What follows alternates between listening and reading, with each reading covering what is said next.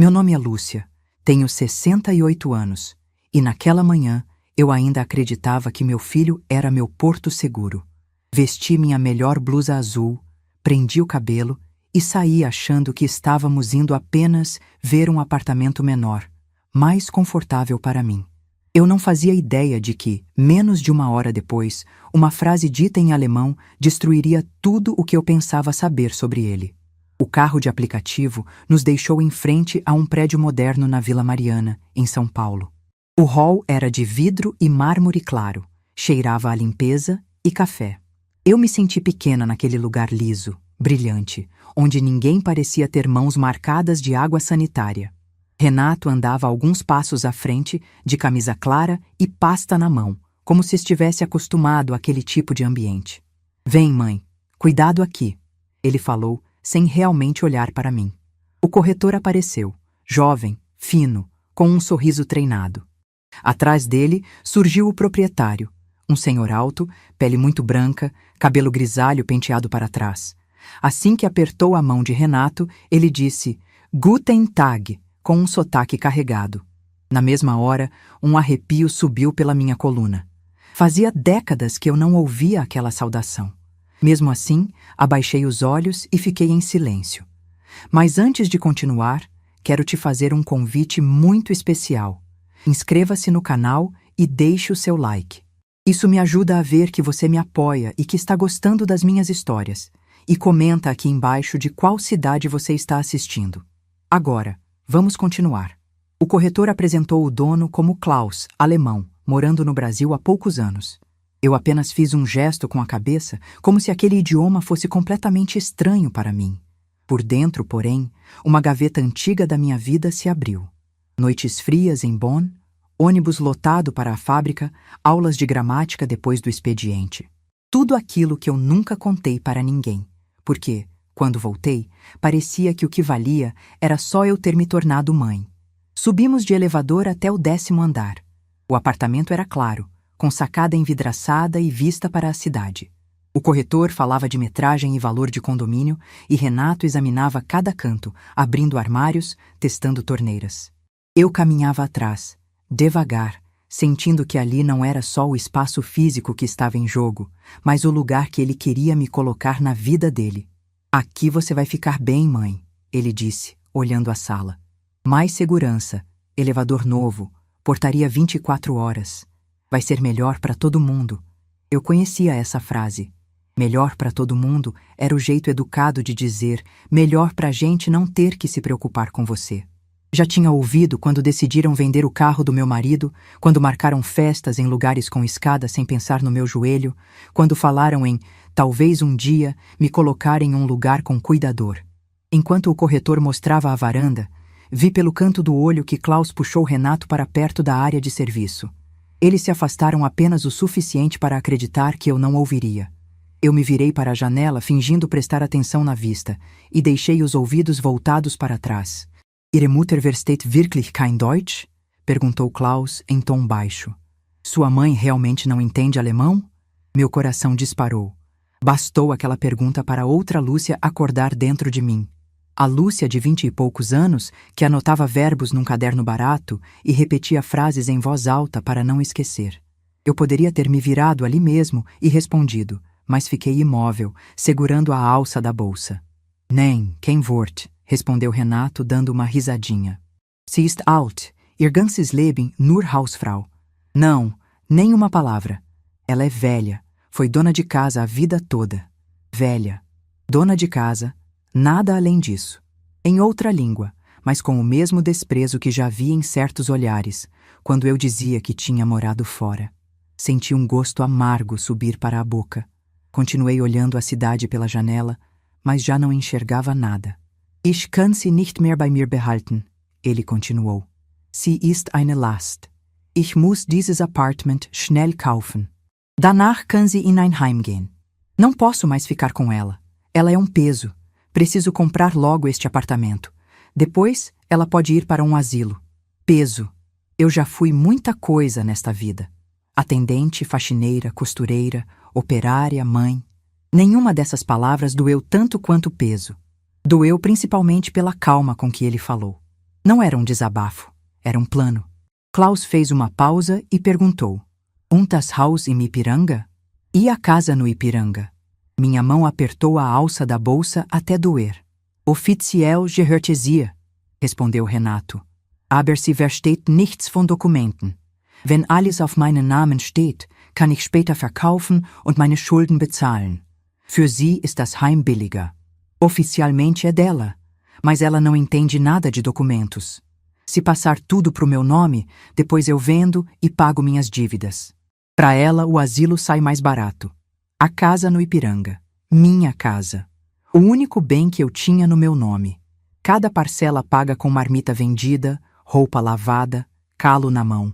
E ali estava meu filho, tratando a minha ignorância como garantia, as minhas paredes como solução rápida para as dívidas dele, e a minha velhice como gasto que precisava ser reduzido. Foi como se alguém tivesse desligado um botão dentro de mim. O barulho do trânsito lá embaixo sumiu. A voz do corretor ao fundo também. Fiquei só eu, as palavras que acabara de ouvir e uma lembrança antiga. Um colega alemão na porta da fábrica me dizendo, em tom sério, que eu precisava sempre entender o que assinava. Immer lesen, Lúcia. Immer. Sempre leia, Lúcia. Sempre. Naquele instante, o medo que me acompanhava há anos deu um passo para trás. No lugar dele, entrou uma calma estranha, quase fria. Eu percebi que se continuasse ali, fingindo não entender nada, um dia acordaria sem casa, sem escolha, e pior, sem respeito. Eu poderia ter virado naquela hora, encarado Renato e respondido em alemão perfeito, na frente de Klaus. Poderia ter perguntado, em voz alta, quem era o peso de quem, mas aprendi cedo que grito nenhum garante que alguém vá te ouvir. Em vez de explodir, respirei fundo, ajeitei a blusa e dei 2 passos para dentro da cozinha, passando a mão pela pia como se estivesse avaliando o acabamento. Eles diminuíram ainda mais o tom de voz, achando que tinham sido discretos. Não sabiam que cada frase tinha entrado inteira em mim. Não como mágoa solta, mas como prova. Eu não era mais a mesma mulher que tinha entrado naquele prédio de blusa azul. E naquele momento, sem alarde, decidi que Renato não seria mais o dono dos planos da minha vida. Quando saímos, o corretor falava em proposta, entrada, prazos. Renato respondia animado, fazendo contas em voz alta. Eu apenas concordava com a cabeça, mansa. Se ele prestasse atenção, teria reparado que meu olhar estava diferente. Mas ele nunca foi bom em perceber detalhes que não diziam respeito a ele mesmo. De noite, já em casa, esperei o barulho da porta do quarto dele se fechar. Fiz um café forte, sentei à mesa da cozinha e espalhei os documentos na toalha de plástico florida. RG, CPF, escritura da casa, alguns papéis da época em que morei na Alemanha. Peguei meu caderno de capa dura, aquele que guardo desde jovem, e escrevi na primeira página, com a letra firme que ainda me resta. Meu filho não sabia que eu falava alemão. Em 24 horas, ele vai descobrir que também não sabe quem eu sou. Eu não dormi naquela noite. Enquanto Renato roncava no quarto ao lado, eu passava os dedos pelos papéis, um por um, como quem toca num mapa antigo, tentando lembrar o caminho de volta para casa. A casa era minha, mas pela primeira vez senti que precisava reivindicá-la de novo. Agora, não contra estranhos, e sim contra meu próprio filho. Às 4 da manhã, preparei outro café e o cheiro forte encheu a cozinha pequena, aquela que já foi palco de tanta coisa. As noites em que eu costurava até tarde para pagar a escola dele, o dia em que ele disse que queria ser engenheiro e eu, sem saber somar tributos, prometi que faria acontecer. Fiz. Sempre fiz. Talvez esse tenha sido o meu maior erro. Entregar tudo e não deixar que ele sentisse o peso de conseguir as coisas sozinho. Quando o relógio bateu 6, eu já tinha tomado minha decisão. Peguei uma sacola de pano, coloquei meus documentos, o caderno antigo, 2 mudas de roupa e o dinheiro que guardo dentro de uma lata de biscoito, no alto do armário. Eu sempre escondia as coisas ali porque Renato nunca alcançava o fundo. Ele nunca soube procurar nada que não estivesse na frente dos seus olhos. Saí de casa sem fazer barulho. O céu ainda estava claro de madrugada, misturando roxo e dourado. Peguei o ônibus na avenida movimentada e sentei perto da janela. Respirar o ar frio de manhã cedo sempre me deu a sensação de poder. Talvez porque, na Alemanha, era assim que meu dia começava, com o silêncio da rua, o cheiro de padaria e a certeza de que eu estava sozinha, mas era forte. Enquanto o ônibus seguia pela cidade, minha cabeça organizava planos que eu nem sabia que ainda era capaz de fazer. Eu precisava de alguém que entendesse documentos, de alguém que soubesse onde eu podia começar a proteger meus direitos. Alguém que Renato jamais imaginaria que eu procuraria. Quando desci na região da Liberdade, caminhei até uma pequena cafeteria onde eu sabia que encontraria o único homem que poderia me ajudar. Hiroshi, o contador aposentado que morou 3 casas depois da minha, quando Renato era criança. Ele me viu entrar e abriu um sorriso lento, surpreso. "Lúcia?" ele disse. "Quantos anos, minha amiga? Você tá bem?" "Tô, mas preciso da sua cabeça boa para números", respondi, sentando diante dele. Expliquei tudo. Cada frase ouvida em alemão, cada plano escondido, cada intenção que Renato tentava manter longe de mim.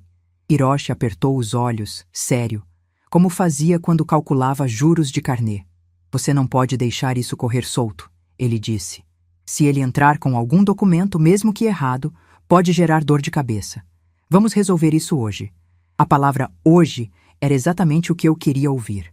Era como se o relógio tivesse começado uma contagem regressiva para recuperar a minha própria vida. Saímos juntos e fomos primeiro ao cartório. Atualização de firma, reconhecimento de assinatura, pedido de segunda via da escritura. Tudo organizado. O funcionário do cartório até ironizou. "É raro ver alguém da sua idade tão atenta a esses detalhes, Dona Lúcia." "Eu já perdi coisa demais por confiar nas pessoas erradas", respondi. "Hoje não." Depois, Hiroshi me levou a um advogado conhecido dele, um homem calmo, direto, que ouviu tudo em silêncio. Em certo momento, ele se inclinou para a frente, olhando nos meus olhos como quem se certifica de que está falando com alguém que entende exatamente o que está fazendo. "Seu filho não pode vender nada sem sua assinatura", ele disse. "E se tentar te pressionar ou agir nas sombras, isso configura abuso de vulnerabilidade." Mas ele fez uma pausa curta. "A senhora não é vulnerável. Está agindo com plena lucidez. Então, vamos proteger oficialmente a casa." Quando ouvi a palavra proteger, senti um soco no peito. Era isso. Eu estava me protegendo pela primeira vez desde que fiquei viúva. Preenchemos papéis, assinamos procurações, deixamos tudo pronto. No final, o advogado disse: "Agora, Dona Lúcia, o próximo passo depende da senhora. O que quer fazer?" Eu não respondi na hora. Não porque não soubesse, mas porque ainda estava organizando dentro de mim o tipo de decisão que muda o rumo de uma vida. Saímos do prédio quase ao meio-dia. O sol batia forte no concreto e o uso da minha bengala, que eu raramente tirava de casa, começou a me fazer falta. Meu joelho doía, mas a dor parecia uma lembrança viva de tudo que eu já aguentei. Chegando na esquina, Hiroshi me segurou pelo braço com cuidado. "Você não me disse? Vai contar para ele?" Olhei para a rua movimentada, para o vento quente trazendo o cheiro de pastel da feira próxima. "Vou", respondi. "Mas não hoje. Hoje eu quero construir a parte final da minha vingança em silêncio." Hiroshi franziu o senho. "Vingança? Vingança boa", respondi. "Aquela que não destrói ninguém, mas mostra quem realmente estava enganado o tempo todo." Ele respirou fundo. "Lúcia, só toma cuidado para não perder o coração nessa história." Sorri, cansada. "O coração eu perdi faz tempo, Hiroshi. Agora só quero de volta o que é meu." Peguei o metrô e desci perto do centro. Caminhei devagar até uma loja de malas e comprei uma nova, pequena, azul escura. Chegando à Praça da Sé, me sentei num banco e observei os pombos voando em círculos. Cada pessoa passava com sua pressa, seus problemas, seus segredos. E eu ali, quieta, montando o passo final. A verdade é que minha fuga em 24 horas não era só física, era emocional. Eu precisava sair daquela casa antes que Renato percebesse que eu sabia alemão, antes que ele tentasse antecipar algo. Antes que ele pudesse me convencer, como já fez tantas vezes, de que eu estava exagerando, imaginando demais, sendo dramática, palavra que ele usava para encobrir qualquer injustiça. Eu já não era mais dramática. era estratégica. Voltei para casa ao final da tarde. O sol já estava baixo quando destranquei a porta. Renato estava na sala, no celular. Olhou para mim rápido, sem interesse, como quem vê um objeto no mesmo lugar de sempre. Mãe, precisamos falar depois, ele disse. Precisamos resolver a compra do apartamento. Tô com tudo alinhado com o corretor. Vai dar certo. Eu sorri. Vai sim, respondi. Amanhã cedo conversamos. Ele não percebeu o tom. Não percebeu nada. Nunca percebeu.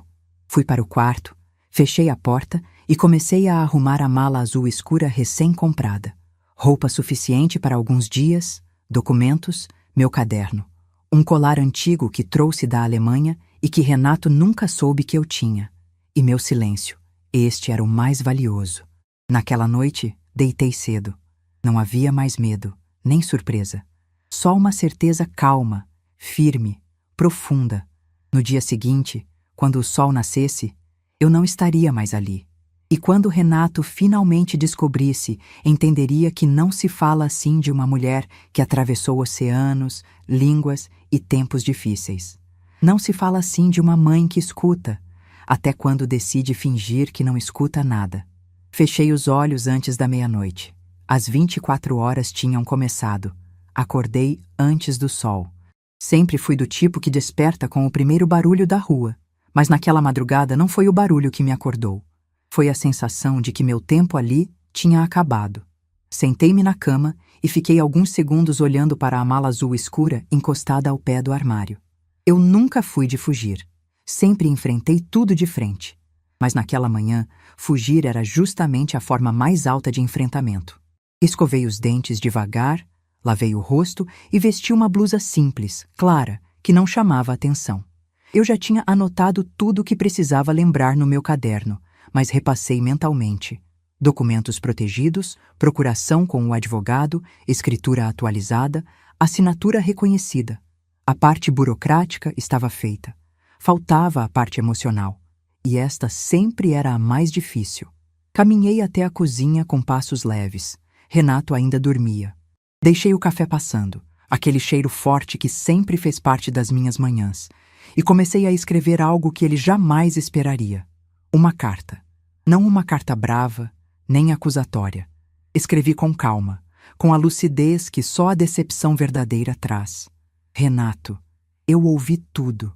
Não foi uma frase isolada, não foi mal entendido. Eu ouvi seu tom. Eu ouvi sua intenção. Você acha que eu não entendo documentos? Pois saiba que eu entendo mais do que você imagina. Eu entendo alemão. Eu entendo ingratidão. E agora entendo você. Quando terminei de escrever, dobrei a folha com cuidado e deixei sobre a mesa. Coloquei uma pedra de vidro em cima. Aquela que trouxe da Alemanha e que Renato achava feia. Só para garantir que ele veria. Peguei a mala e caminhei até a porta. Foi ali, com a mão na maçaneta, que meu peito pesou. Por mais que eu fosse forte, por mais que tivesse tomado todas as providências, no fundo eu ainda era uma mãe. E mães quase nunca saem sem olhar para trás. Mas eu precisei ser mais do que mãe naquela hora. Precisava ser mulher. Precisava ser eu. Desci as escadas devagar para não acordá-lo. Quando a porta do prédio se fechou atrás de mim, senti o ar da rua bater no meu rosto como um aviso. Você está fazendo o certo. No ponto de ônibus me sentei e fiquei observando as pessoas passando apressadas. Todas com suas preocupações, seus destinos. Nenhuma delas sabia que eu acabara de deixar para trás um pedaço inteiro da minha vida. E ao mesmo tempo, eu sentia que estava indo em direção a algo que tinha esquecido de procurar por muitos anos. Dignidade. Meu destino era um hotel simples no centro, um lugar que Hiroshi tinha indicado. Ele disse que ali ninguém faria perguntas demais e que eu poderia pensar em paz. Eu precisava de paz, mas também precisava de estratégia. Quando cheguei, o quarto era pequeno, com uma cama de solteiro e uma janela alta que dava para um corredor interno. Nada bonito, mas era meu. Por pelo menos alguns dias, aquilo seria meu refúgio. Coloquei a mala sobre a cama e sentei, respirando fundo. O silêncio do quarto parecia amplificar tudo o que eu sentia. A dor, a decepção, a coragem recém-nascida e uma espécie de força que eu não lembrava mais que tinha. Peguei o celular. Havia apenas um contato que eu precisava avisar. Clara, minha irmã mais nova, que morava em Jundiaí. Clara sempre foi meu porto emocional, mesmo com a vida corrida. Mandei uma mensagem curta. Estou bem. Me afastei de casa. Depois explico. Ela respondeu quase imediatamente. Você quer que eu vá te buscar? Sorri. Mesmo longe, mesmo ocupada, ela sempre oferecia ajuda. Mas aquela parte eu precisava fazer sozinha. Não, só fica tranquila. Eu resolvo. Guardei o celular no bolso e deitei alguns minutos, respirando fundo. Eu sabia que Renato acordaria por volta das 9. Sabia também o que aconteceria depois. Primeiro, silêncio. Depois, ligações sequenciais. Depois, mensagens. Depois, talvez raiva. E por fim, medo. Não de me perder, mas de perder o controle sobre mim. Era curioso perceber isso. Meu filho nunca teve medo de me machucar emocionalmente, mas sempre teve medo de perder a vantagem que achava que tinha. Ele achava que eu dependia dele, e agora eu estava prestes a mostrar que dependência mesmo era a dele.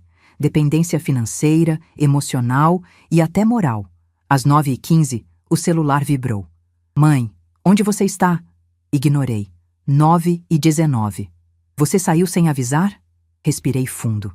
9h23. O que significa essa carta? É sério isso? Meu coração apertou. Não por ele, mas pela parte de mim que ainda queria acreditar que ele poderia ser diferente. Apenas desliguei o celular. O silêncio voltou. E com ele, a certeza de que eu precisava seguir com meu plano. Sumir por 24 horas. Eu precisava que ele sentisse falta de mim. Não da minha presença, mas da certeza de que eu estaria ali para suportar tudo. Eu precisava que ele se visse sozinho, enfrentando as próprias consequências. Só assim, ele entenderia o quanto me subestimou. À tarde, desci até a recepção e pedi para usar o telefone fixo. O recepcionista me olhou como se fosse algo antiquado. Era. E justamente por isso ninguém poderia rastrear. Liguei para o advogado. Dona Lúcia? Ele atendeu. Está tudo caminhando bem? Quero formalizar a proteção da casa ainda esta semana. Respondi.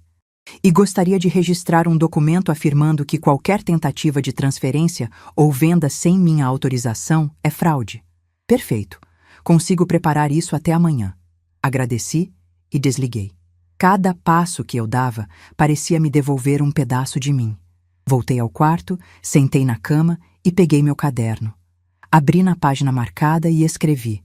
Ele vai procurar. Vai ligar para parentes, amigos, vizinhos. Vai inventar preocupação.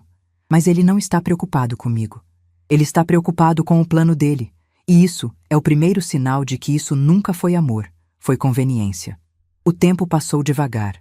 E conforme as horas avançavam, percebi que não era apenas uma fuga, era um renascimento. Eu não estava desaparecendo, eu estava me recuperando. E enquanto o dia caminhava para o fim, eu sabia que a verdadeira reviravolta ainda estava por vir. Algo que Renato jamais imaginaria. Algo que envolveria não só minha língua escondida, mas também um segredo do meu passado alemão que eu mantive trancado por 40 anos. E que agora seria a chave da minha vingança. Passei a noite no hotel ouvindo a movimentação do corredor, passos apressados, portas fechando, alguém tossindo num quarto distante. Era curioso como, mesmo fora de casa, eu me sentia mais segura do que havia me sentido nos últimos anos. Talvez porque ali ninguém me conhecia, ninguém me diminuía, ninguém tinha expectativas sobre mim. E pela primeira vez em muito tempo, eu também não tinha expectativas demais sobre ninguém. Quando acordei no dia seguinte, o celular estava entupido de chamadas perdidas. Renato, vizinha, até minha nora havia mandado mensagem perguntando se eu estava bem. Sorri amargo. Ela nunca perguntou isso antes. Nunca. Nem quando caí no quintal e machuquei o pulso, nem quando fiquei gripada, nem quando passei o aniversário sozinha porque eles tinham um compromisso urgente. Agora, do nada, eu era prioridade? Eu conhecia esse tipo de preocupação. Não era sobre mim, era sobre o que eu poderia fazer, agora que eles sabiam que eu não estava onde esperavam. Desliguei o celular de novo. A luz da manhã entrava fraca pela janela alta do quarto quando sentei na borda da cama e abri meu caderno velho. Ali Entre páginas amareladas, havia algo que eu não tocava há décadas. A única fotografia que tirei com Anselm. Anselm, 40 anos, e ainda era capaz de me apertar o peito. Ele foi o único alemão que realmente se importou comigo quando eu morei lá. O único que viu mais do que uma brasileira tentando sobreviver entre turnos, neve e palavras difíceis. Ele me ensinou paciência. Me ensinou a repetir verbos até decorar. Me ensinou que dignidade não é um presente, é uma construção. E também me ensinou algo que eu nunca esqueci. Kennen Sie Ihren Wert, Lúcia. Lassen Sie niemanden entscheiden. Conheça o seu valor. Não deixe ninguém decidir por você. Aquele homem tinha sido um amigo. Talvez algo mais se a vida tivesse sido diferente. Mas o destino nos separou quando a fábrica fechou e eu precisei voltar ao Brasil para cuidar da minha mãe. Desde então, nunca mais soube dele. Ou quase nunca. A verdade é que, há alguns anos, recebi uma carta registrada vinda da Alemanha. Era pequena, com um envelope bege e meu nome escrito à mão. Quando abri, quase perdi o ar. Era de um advogado alemão. Anselm havia morrido, e no testamento deixou algo para mim, algo que eu nunca mencionei para ninguém, nem para minha irmã. Um valor guardado em uma conta internacional, fruto de indenizações trabalhistas e de um seguro que ele nunca usou. Não era uma fortuna absurda, mas era mais do que suficiente para mudar minha vida se eu quisesse, para me dar independência, para me dar escolha. Eu nunca mexi naquele dinheiro. Nunca. Talvez por medo, talvez por orgulho, ou talvez porque, no fundo, eu ainda tinha a esperança de que meu filho me trataria com respeito, e eu não precisaria de nenhum segredo para sobreviver. Agora eu precisava. Peguei o envelope antigo na mala. O papel já estava amolecido, mas o conteúdo era o mesmo. A confirmação oficial da herança depositada em meu nome. O advogado que me escreveu na época dizia que, se eu precisasse mover os fundos para o Brasil, bastaria assinar uma série de documentos e enviar cópias autenticadas. E eu sorri. Não aquele sorriso triste de mãe cansada. Sorri de verdade, porque pela primeira vez percebi que minha vida não estava nas mãos de Renato. Nem nunca esteve. Eu é que tinha esquecido disso. Às 10 da manhã, decidi que era hora de dar o próximo passo. Arrumei o cabelo, coloquei a blusa azul que eu usara no dia da visita ao apartamento e saí do hotel. Peguei o metrô, depois um ônibus e desci na frente do escritório do advogado brasileiro que havia me atendido no dia anterior. Quando entrei, ele levantou a cabeça. Dona Lúcia, estava esperando sua ligação. Eu mudei um pouco o plano. Respondi, abrindo a pasta e colocando o envelope velho sobre a mesa. Ele franziu as sobrancelhas ao ver o conteúdo. Leu devagar, linha por linha, como quem tentava encaixar peças de um quebra-cabeça maior. A senhora tem uma herança ativa no exterior? Tenho, respondi. E quero trazer parte dela para cá, em meu nome. Somente no meu. O advogado se recostou na cadeira. Isso muda completamente o cenário. A senhora não depende mais de nada do seu filho. Nunca dependi, respondi. Calma. Só tinha esquecido disso. Passamos quase 2 horas preenchendo documentos, organizando transferências, assinando papéis. No final, ele me explicou. Em alguns dias tudo estará regularizado no Brasil. O valor será acessível apenas para a senhora. E como já avisou que sofreu tentativa de abuso patrimonial, qualquer movimentação suspeita feita por terceiros será investigada. Agradeci e saí. Na calçada, respirei fundo. O ar quente da rua parecia empurrar meus passos para a frente. Eu estava me reconstruindo. Peguei o ônibus de volta para o hotel. No trajeto, o celular vibrou outra vez. Renato, não atendi. Depois, minha nora. Depois, a vizinha. Depois, minha irmã Clara, que mandou um áudio tenso. Lúcia, o Renato veio aqui. Disse que você sumiu, que está preocupadíssimo, que não sabe o que fazer. Você quer que eu diga alguma coisa?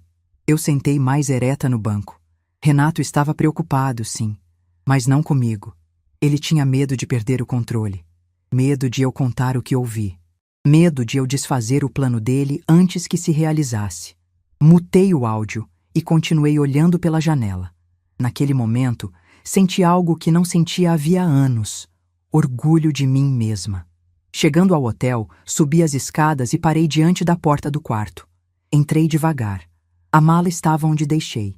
O envelope de Anselm, agora reorganizado. Minha vida, pela primeira vez em muito tempo, em minhas mãos. Sentei na cama, peguei o caderno e escrevi. Renato tem algo que eu perdi por anos, a certeza de que eu nunca reagiria.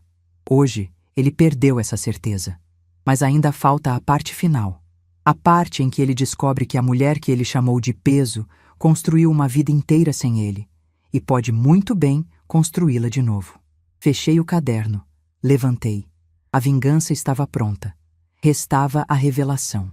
E Renato jamais imaginaria que a minha voz, a mesma que ele sempre ignorou, seria a voz que ele mais temeria ouvir. Especialmente se eu escolhesse responder, em alemão perfeito, tudo aquilo que ele disse acreditando que eu nunca entenderia. O relógio marcava 23 horas. As 24 horas estavam quase se completando. E eu estava pronta. Acordei com o som do meu próprio coração. Não era ansiedade. Era decisão. As minhas 24 horas de desaparecimento estavam chegando ao fim. E agora eu precisava enfrentar aquilo que vinha adiando desde o instante em que fechei a porta de casa atrás de mim. Renato finalmente teria que me encarar. Levantei devagar, arrumei a mala e tomei um banho quente no banheiro simples do hotel. A água caía forte, batendo nas minhas costas como se tentasse lavar anos de cansaço acumulado. Passei as mãos pelo rosto envelhecido e vi a mim mesma com clareza. Eu não era mais a mulher calada que abaixava a cabeça para manter a paz. Eu era outra. Talvez a mulher que eu deveria ter sido lá atrás, quando me deixei ser apagada devagar. Vesti uma roupa leve, prendi o cabelo e conferi meus documentos mais uma vez. Tudo no lugar. Tudo protegido. Nada mais vulnerável. Desci para o saguão do hotel e pedi um café preto. O recepcionista de óculos me observou com curiosidade. Vai sair hoje, dona Lúcia? Hoje eu volto para casa. Respondi, com uma firmeza que surpreendeu até a mim. O ônibus demorou um pouco. Sentei-me na janela e deixei a paisagem desfilar. As ruas estavam cheias, o sol começava a esquentar o asfalto e eu sentia no corpo aquela mistura de medo e força que só aparece quando a gente sabe que está indo direto para o olho do furacão. Mas, dessa vez, preparada. Quando o veículo entrou no meu bairro, senti o peito apertar. Cada rua, cada muro, cada árvore carregava memórias diferentes. Memórias felizes, dolorosas e outras que eu gostaria de esquecer. Mas agora eu estava voltando por mim.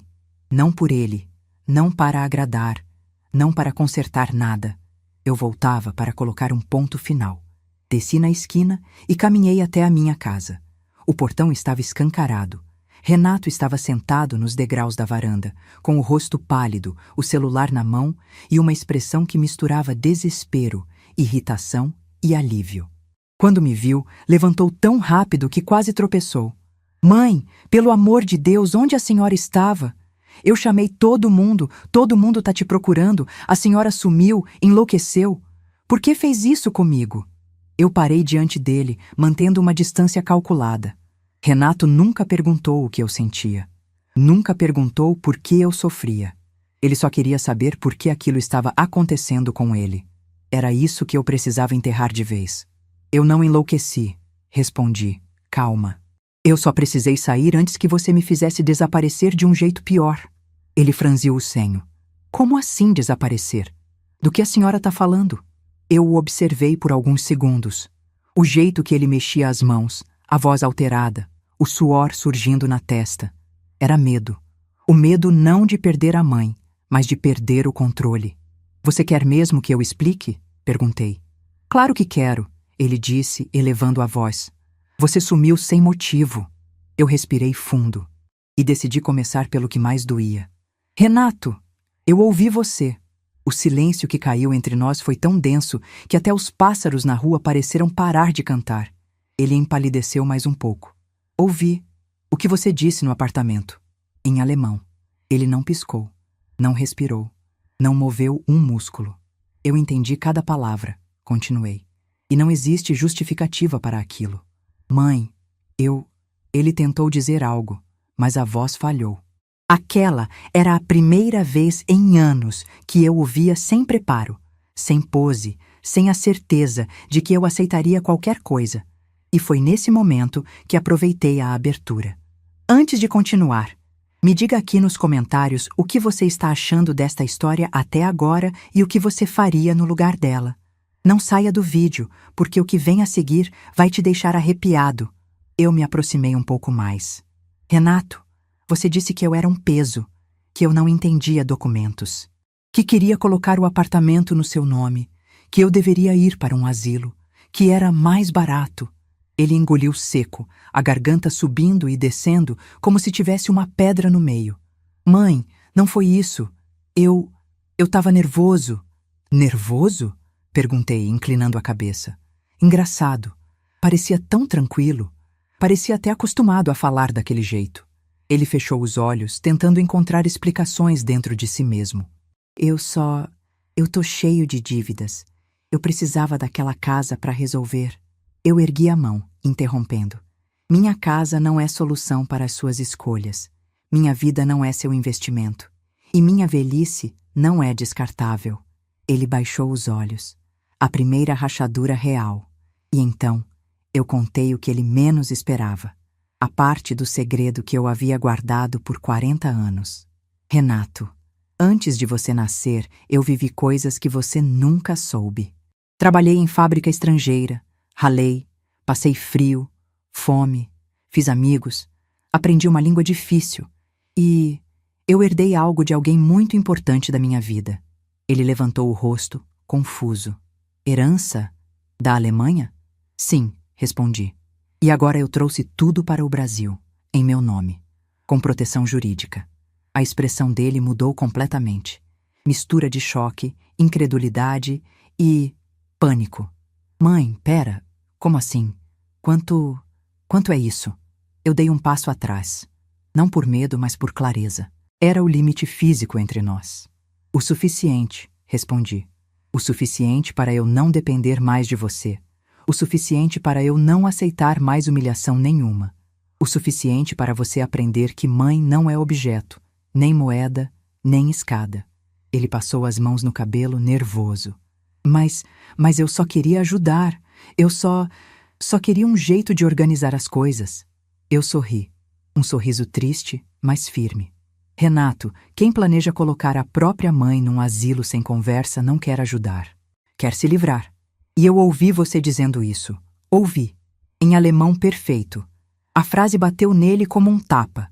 Ele ficou sem ar por um instante. E eu finalizei. A mulher que você tentou enganar sabe assinar documentos, sabe proteger tudo o que é dela, sabe reconstruir a própria vida. E, principalmente, sabe quando é hora de ir embora. Renato abriu a boca para falar, mas nada saiu. Ele não tinha mais onde se apoiar. Eu respirei fundo e finalizei. Agora, sente e escute. Ainda falta você entender o resto. E era verdade. O resto ainda estava por vir. E seria a parte que mudaria tudo. Para ele e para mim. Renato não se sentou. Ele ficou ali, parado na varanda, como se o chão tivesse sumido debaixo dos pés. Eu entrei na sala sem pedir licença. Afinal, aquela ainda era minha casa. E sentei-me na poltrona onde costumo bordar. Ele me seguiu, ofegante, como um menino que teme levar bronca, mas ainda acha que pode reverter a situação com uma desculpa rápida. Mãe, por favor, a senhora entendeu tudo errado. Eu estava nervoso, eu falei sem pensar, Renato, interrompi, eu vivi mais de 60 anos. Se tem algo que eu sei, é quando alguém fala sem pensar. E quando fala exatamente o que pensa. Ele abriu a boca, fechou, tentou se recompor. Vagueou pela sala como um adulto perdido na própria casa. Aquela inquietação dele me revelou algo. Pela primeira vez na vida, ele não tinha controle. E eu também não estava ali para facilitar. Por que a senhora não me contou que sabia alemão? Ele perguntou, tentando virar o jogo. Por que escondeu isso de mim? Porque você nunca perguntou sobre minha vida. Respondi, simples. Nunca quis saber quem eu fui antes de ser sua mãe. Ele estremeceu. Talvez fosse a primeira vez que se dava conta desse detalhe. Continuei. Quando você nasceu, Renato, Eu achei que minha história anterior tinha acabado, que o mundo começava ali. Você virou minha prioridade, meu norte. E aos poucos, me apaguei. Me tornei aquilo que você quis, conveniente. Ele se recostou na parede, como se estivesse ouvindo algo que nunca imaginou que existia. E, esse alemão aí? A herança? Ele perguntou. Isso tudo é verdade mesmo? É, respondi. Tudo autenticado, reconhecido, protegido. Dinheiro honesto, fruto de trabalho. Trabalho que eu fiz antes de você existir. Ele passou a mão na nuca, nervoso. Mas por que a senhora nunca usou esse dinheiro? Essa pergunta acertou um ponto que, até naquele momento, eu mesma nunca tinha explicado em voz alta. Porque eu tinha você, eu disse. E eu acreditava que enquanto eu tivesse uma família, enquanto fosse útil, enquanto me amassem, eu nunca precisaria de reserva nenhuma. Olhei firme para ele. Eu só não contava que o maior risco da minha vida seria você. Renato levou um susto, como se eu tivesse lhe dado um tapa invisível. Eu te criei, ele disse, num tom mais alto. Eu te dei casa, comida, cuidei. Você me deu? Perguntei, levantando uma sobrancelha. Renato, essa casa é minha. Quem pagou cada tijolo fui eu e o seu pai. Você cresceu aqui como filho, não como benfeitor. Ele engoliu seco. Foi aí que percebi. Ele realmente acreditava que me sustentava, que me carregava, que eu era um problema a ser resolvido. Renato, falei com firmeza, eu passei décadas me diminuindo para não te incomodar. E, em troca, você me tratou como peso. Agora acabou. Ele apertou os olhos, irritado. Então a senhora vai embora? É isso? Vai me abandonar? Aquela palavra me feriu por um instante. Abandonar. Ele sempre soube usar culpa como ferramenta. Mas dessa vez não colava mais. Renato, quem abandona é quem tenta colocar a própria mãe num asilo para pagar dívidas. Eu estou apenas me libertando. Aquela frase fez os ombros dele caírem. Algo dentro dele quebrou. E pela primeira vez, não fui eu quem quebrou. Ele se sentou no sofá, cansado. Mãe, eu errei. Eu sei que errei. Eu falei coisas horríveis, mas eu estava desesperado. As dívidas estão me sufocando. Eu tô afundando. E achou que eu era a boia, respondi. Mas eu não sou boia de ninguém. Ele esfregou o rosto como se buscasse um último argumento. Eu só queria reorganizar a minha vida. Reorganizando a minha. Respondi sem hesitar. O silêncio que tomou conta da sala foi denso, pesado, cheio de tudo que nunca foi dito. Ele ficou ali, respirando fundo, absorvendo cada verdade. Eu o observei, tentando encontrar ali o menino que um dia me abraçava quando eu chegava do trabalho. O menino que chorou quando perdeu o primeiro brinquedo. O menino que dizia que eu era a melhor mãe do mundo. Ele ainda estava lá, em algum lugar, mas havia crescido torto. Não por falta de amor, mas por falta de limites. Renato, falei finalmente, eu não estou aqui para te destruir, mas também não vou me destruir mais por você. Ele levantou o olhar devagar. O que a senhora vai fazer? Respirei fundo, firme, clara. Primeiro, vou te contar algo que você precisa ouvir. Me aproximei e sentei à sua frente. Quando eu morava na Alemanha, eu vivi coisas muito difíceis. E no meio dessas dificuldades, encontrei alguém que me ensinou a nunca aceitar menos do que eu mereço. Ele acreditou em mim num momento em que ninguém acreditava. E deixou algo para mim porque sabia que eu acabaria esquecendo meu próprio valor. Renato me observava como se estivesse vendo uma desconhecida. Eu esqueci por muito tempo, Renato, mas agora eu lembrei, e eu não pretendo esquecer de novo. Ele abriu a boca tentando dizer algo, mas não saiu nada. Então levantei e anunciei. Vou arrumar minhas coisas. Tenho uma decisão para tomar. E depende de como você se comportar agora. Ele se endireitou, alarmado. Que decisão? Eu caminhei até a porta do corredor, virei para ele e pela primeira vez em anos falei com a autoridade de alguém que recuperou o próprio nome. A decisão de ficar, ou ir embora para sempre. Renato ficou estático. E naquele instante, pela primeira vez, ele percebeu. Eu não estava brincando. Eu não estava fragilizada. Eu não estava pedindo nada. Eu estava impondo. A próxima palavra, o próximo gesto, o próximo passo dele mudariam tudo. E eu estava pronta. Eu subi para o meu quarto e fechei a porta devagar, não porque tivesse medo, mas porque senti que aquele simples gesto, fechar uma porta, finalmente tinha voltado a ser meu. A casa parecia outra. As paredes, antes cúmplices do meu silêncio, agora me devolviam a coragem como um eco. Abri o guarda-roupa e comecei a separar minhas coisas. Não para ir embora imediatamente, mas porque eu precisava que Renato visse, com os olhos, o tamanho da escolha que ele tinha provocado. Retirei blusas dobradas, vestidos antigos, algumas poucas calças. Coloquei tudo em cima da cama, formando montes que dividiam não só minhas roupas, mas partes da minha vida. Enquanto eu organizava, ouvi passos lentos no corredor. Renato não ousou bater. Ficou parado na porta, respirando fundo, como alguém que se aproxima de um velório. Só que o velório era da vida confortável que ele teve às minhas custas. A senhora tá arrumando as coisas? Ele perguntou, a voz trêmula. Tô? Respondi, sem olhar para ele. Ainda não decidi se vou sair hoje, amanhã, ou se vou ficar. Isso depende do que você fizer agora. Renato entrou um passo para dentro, inseguro, como se adentrar meu quarto fosse pisar em território estrangeiro. Mãe, eu tô desesperado. Eu estava sendo um idiota, eu sei disso. Mas eu nunca quis o mal da senhora. Eu me virei devagar. Ele estava pálido e havia finalmente vestígios de verdade. Medo, arrependimento, confusão. Você quis sim, respondi, firme. Talvez não do jeito consciente. Talvez não pensando, vou machucar minha mãe. Mas quis me usar. Quis me encaixar onde fosse conveniente para você. Isso, Renato, também é querer o mal. Ele abaixou os olhos. Eu não sabia que a senhora entendia tudo. Eu não sabia que... O problema não é a língua, Renato. O problema é o que você disse, não a língua em que disse. Ele levantou o olhar, com a garganta apertada. Eu falei besteira. Eu tô arrependido. Eu juro que nunca mandaria a senhora para um asilo.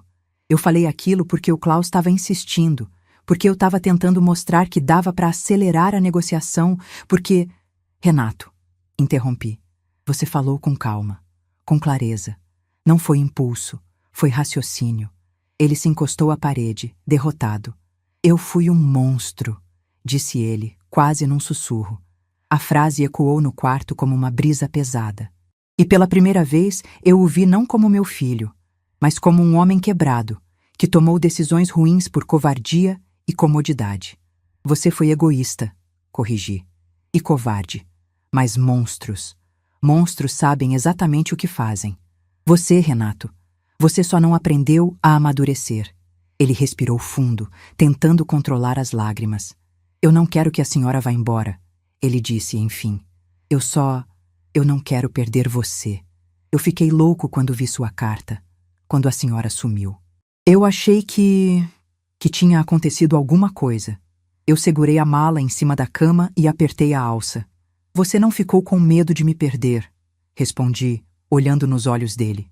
Você ficou com medo de perder o que achava que eu te dava.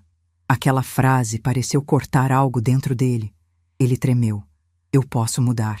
Ele disse, num fio de voz que parecia pertencer a um menino de 10 anos. Eu quero mudar. Fiquei em silêncio. Era impossível saber se aquelas palavras vinham do coração ou do pânico. E eu, depois de tudo, não aceitava mais promessas vazias. Renato, falei, com a calma que só quem já chorou tudo que tinha para chorar consegue ter. Você não tem que me convencer. Não hoje. Apontei para a mala. A decisão que eu vou tomar depende de uma única coisa: se você finalmente vai assumir suas escolhas ou continuar tentando me arrastar para dentro delas. Ele franziu a testa, perdido. O que eu tenho que fazer? Eu respirei fundo. Primeiro, você vai ligar para aquele corretor e cancelar a compra daquele apartamento. Hoje.